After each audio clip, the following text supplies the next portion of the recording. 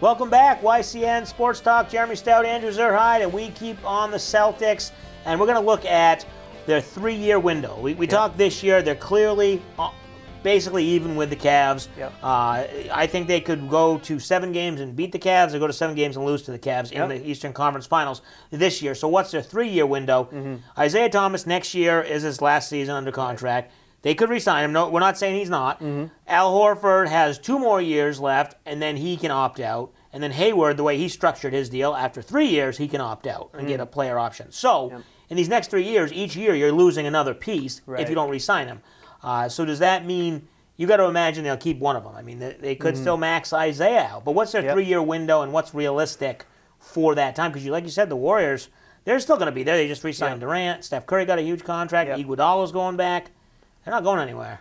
Right. You know, it's hard to say. I think I could really see them trading Isaiah Thomas. You know, he's great offensively. He really carried this team a ton in the fourth quarter this year. Was responsible for a lot of wins. They would not have gotten this far without him.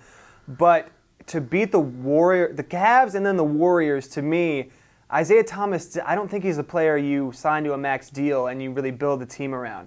I mean, offensively he's great, but on defense he can't stack up. I mean, he's literally not big enough. I mean, you see him kind of get manhandled a little bit when he's one-on-one with guys. So it's, I mean, maybe you build defense around Isaiah to kind of pick that up. Try and hide his weaknesses. His weakness. But I could definitely see them getting rid of a piece.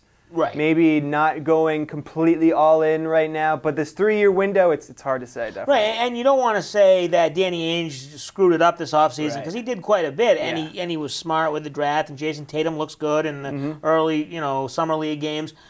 But he could have had Paul George. I mean, we sat here last week talking Paul George, and then by Saturday morning, he was gone. Paul George was traded to Oklahoma City for really nothing. And you look at what they maybe could have gotten him for. If you had Paul George to this team, they are better than the Warriors. So is it too hard on Ainge to say he blew it with Paul George? I know it was a 1-year rental because he's probably signing with L.A. But at that point, all you need is 1 year. You could beat the Warriors. I mean, what did the Thunder trade? They gave up like Oladipo and Domantas Sabonis. I mean, 2 decent players. Maybe one will turn into something, but not like these #1 draft picks. Or I mean, I don't know what the Pacers were asking the Celtics for. Maybe Danny Ainge kind of did think a 1-year kind of go-all-in scenario right now is just not worth it. It's not worth to sacrifice the amount of years he's kind of built up for this franchise. I mean, maybe they wanted something more than the Thunder gave, like a maybe that first-round pick, something crazy, and they just wouldn't budge. And Danny just said, okay, fine, we're just going to take Tatum, move on. And to me, like you said, in the summer league so far, Tatum's looked great. He had that.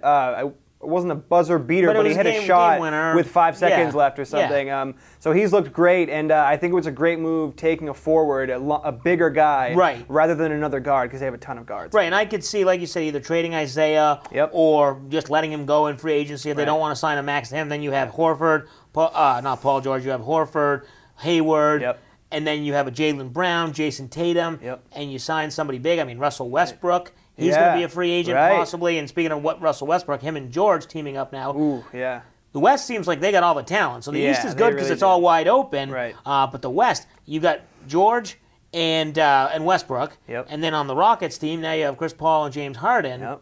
Pretty good teams. How do those 2 teams stack up? I mean, clearly the Warriors are still better than everybody. The Spurs, though, I think maybe these 2 teams are knocking on their door. Yeah, absolutely. I mean, we saw the 2 MVPs. It was Russell Westbrook and James Harden. They both got an all-star added to their team.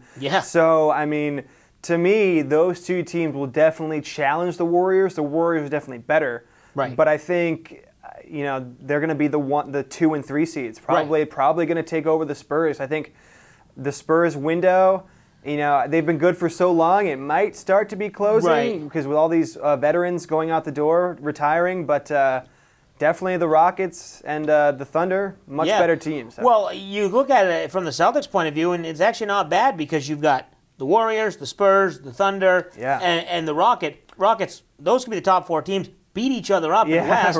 Maybe the Celtics get kind of a tired team in the finals. Yeah, it's definitely possible. I mean, it's going to be so competitive out in the West. Yeah. And the East has really been open. I mean, LeBron James has kind of fed on the East over his career. So, and even the Cavs are kind of on the downslide right now. Yeah. Kevin Love, I mean, Kyrie Irving's still there, but LeBron James. So, East is wide open. West is going to be a bloodbath out there. But we're going to change over to the Red Sox. They are all of a sudden hot. I think they've won something like 6 in a row now, 8 out of 10. And they're playing well before the All-Star break. We'll take a break.